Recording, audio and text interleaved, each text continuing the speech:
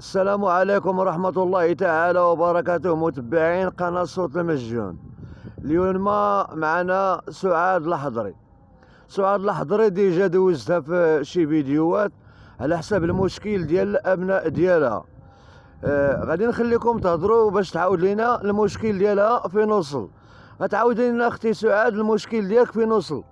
السلام عليكم، معكم سعيدة الحضري من مدينة أكادير، ساكنة في خميس أي تعميرة شتوكا إتباها. أنا الموضوع ديالي هو هتك عرض بالعنف. الولد ديالي عنده 6 سنين من جائحة كورونا، وأنايا من جائحة كورونا وأنا تنعاني وكنطلع ما خليت جميع الأبواب طرقتهم اللي كيتعلقوا بالقضاء، جميع الأبواب طرقتهم.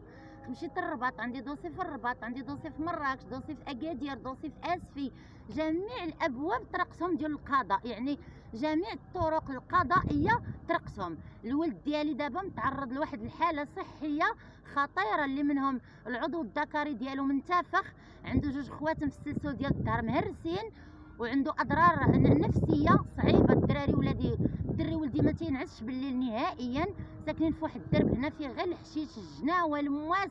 كنهضروا مع الدرك الملكي اللي كاينين في خميسه تعميره، ولا من يصغي ليا، ما كايناش شي اذن تتصغي ليا. جميع الادله وبالناس وبالجيران وبكل شيء بحال حنا عايشين في غابه، لدرجه ان الاخ ديال ولدي اللي متعرض للاغتصاب، الاخ ديالو الكبير، ناضوه هزوه شي افريقيين ودخلوه لواحد الدار ديال المغربي، وهزوه شي افريقانيين من هنا من خميسه تعميره ودخلوه للدار وبركو كيضربوا فيه واحد الدرجه ديال القتل. هرسوا ليه نيفو، ضربوه بالجناوه وملتمين كيف ما بحال ما هكا دوك الافريقيين الكحلين، وكيضربوا في الدري. خرجوا لي حتى على الدري الكبير، واحد اغتصبوه، وهذا الدري الكبير دابا راه جميع انواع التعرض للتشتات، راه الدمار هو هذا. انا بغيت من الناس ومن خوتي المغاربه ومن السلطات يتعاونوا معايا ويواكبوني على اساس انا كنغوت وكناضل على حق وليداتي.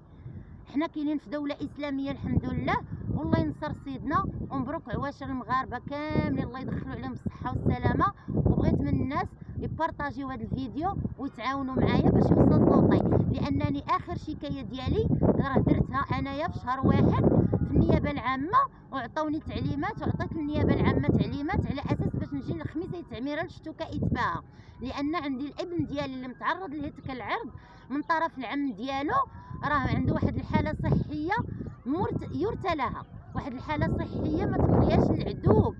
يعني واحد هاد السيد اللي كيمارسوا عليه الجنس باشد انواع الطرق 6 اشهر، كيفاش غادي تكون الحاله الصحيه ديالو؟ الغائط ديالو ما تيشدوش، العضو الذكري ديالو منتفخ، كما عطيتكم الاسباب ديال الاضرار الصحيه ديال الابن ديالي، لان كانوا كيغتصبوا فيه من جائحه كورونا 2020، وانا كندوز في صوت المسجون مع الاخ ديالي هشام الله يرحم ليه الوالدين، كيحاول انه هو يوصل لي صوتي، لان حتى بعض الناس اللي كيمتحنوا دور القضاء اللي جالسين في شي كراسه وشي مناصب ماشي ديالهم، مع احترامي للكراسي ديالهم وديك البلاصه اللي فيها كنحترمهم، هما ما غاديش نحترمهم، لانهم كيتاجروا ليا في ولادي، الاتجار في البشر داروها ليا في ولادي، تاجروا ليا في ولادي بجميع الطرق.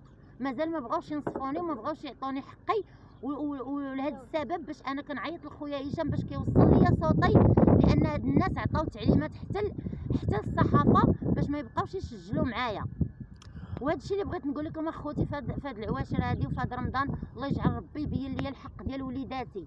كنطالب من جلاله الملك ومن الحسن الثالث الله ينصره، والله يخلي، الله يشافي ليه الاب ديالو، والله يطول ليه العمر ديال الاب ديالو، يوقفوا معايا، ومن لاله مريم، ومن كل شي الناس، ومن خوتي المغاربه اللي فيهم شويه الحنانه في القلب ديالهم، يحنوا فيا. انا سعيده الحضري من مدينه اكادير، اللي عانيت 5 سنين ولا 6 سنين وانا تنعاني. ولهذا كنزيد نعاود نقول لكم الجديد، العم راه تحكم عليه سنتين نافذه. خرج الملف من النقد والابرام في 2024 في شهر 11، 2024 شهر 11 عاد تحكم على العم بسنتين. يعني هاد سنتين معاناه ديالي وديال ولدي 6 سنين وحنا تنضربوا، كنضربوا وكنمشيو نلتجئوا للقضاء، كنهضر باطر وبطرق قانونيه. كيفاش هاد السيد تعطاو هاد العامين مع كامله تحميل الصائر. انا داك الصير ما بغيتوش هنا في الدنيا، انا داك الصير بغيتو في الاخره، بغيتو غدا يوم القيامه، ما بغيتش الفلوس ديالهم.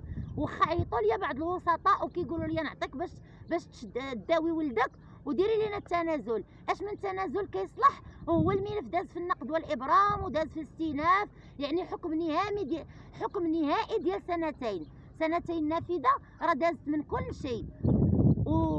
والجديد اللي انا خلاني نعيط على خويا هشام ويجي لعندي ونخرجوا بهذا الفيديو هذا، لان الاب ديال وليداتي خاص القضاء يعاود يفتح معاه ملف، لانني انا في 2024 في شهر 12 درت شكايه في مدينه اسفي بالاب، ودايره شكايه في رئاسه النيابه العامه بالاب، ان كاينه مكيده كدار ليا وكدار لولادي مستهدفين من طرف العائله ديال الاب ديالهم، ومن طرف الاب ولادي مستهدفين.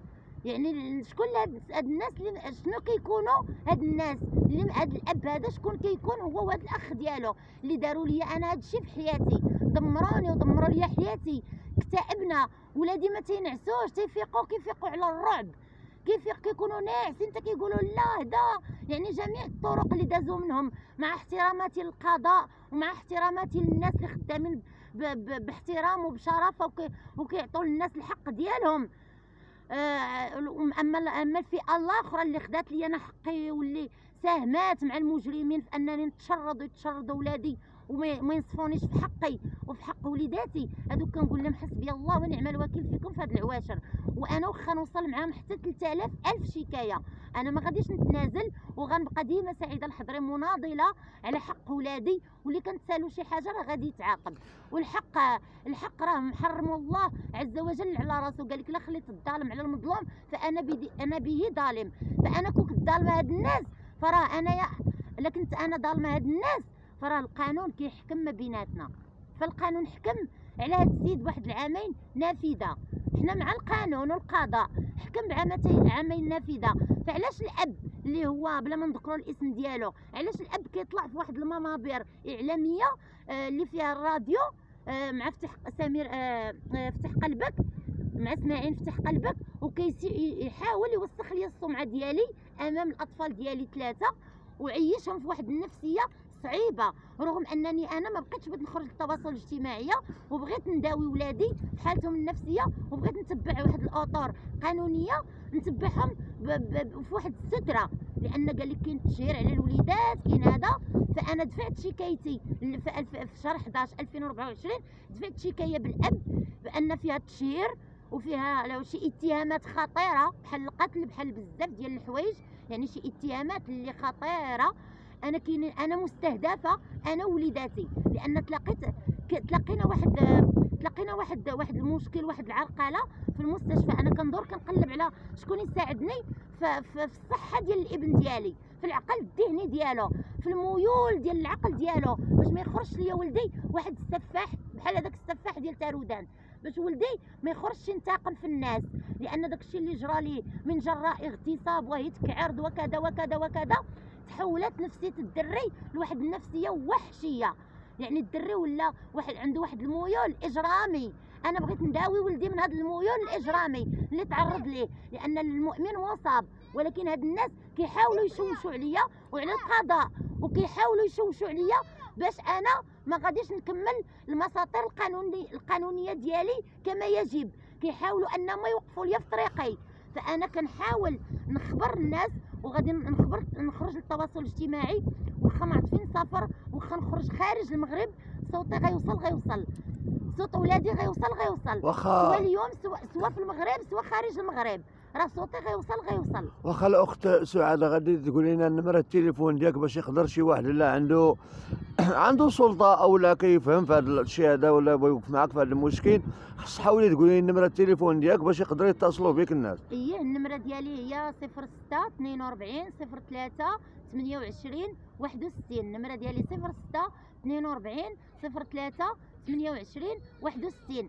اللي حاطاها في جميع الشكايات ديالي، لا في النيابه رئاسه النيابه العامه، لا عند وسيط المملكه المغربيه، لا عند وزير الصحه حتى هو دافع عنده واحد الشكايه، دافع الشكايه واحده اخرى عاوتاني الفساد، محاربه الفساد للقضاء، كل شيء دافع عندهم الشكايات ديالي. وانا جيت من طرف هاد الناس اللي كيحكموا، مع احتراماتي للناس الكبار اللي كيحكموا في القضاء المغربي النزيه كامل، راني حاطه الشكايات ديالي عندهم.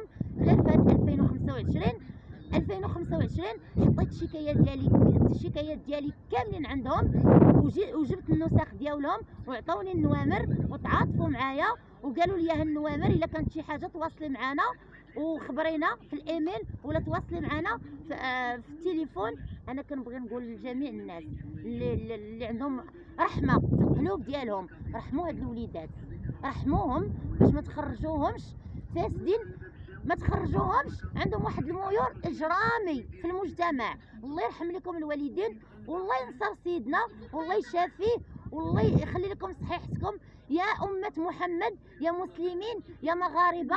حنوا فيا أنا سعيدة الحضري اللي كنعاني هذه المعاناة اللي وقعت ليا من طرف راجلي على سنة الله ورسوله ومن طرف الويسي. الله يرحم لكم الوالدين، حنوا فيا ودعموني وديروا لي اللايك وبارطاجيو معايا هذا الفيديو باش يوصل للمسؤولين، لان ما كاينش عندنا شي مسؤولين هنا في اي تعميره ولا اللي تحال الملف.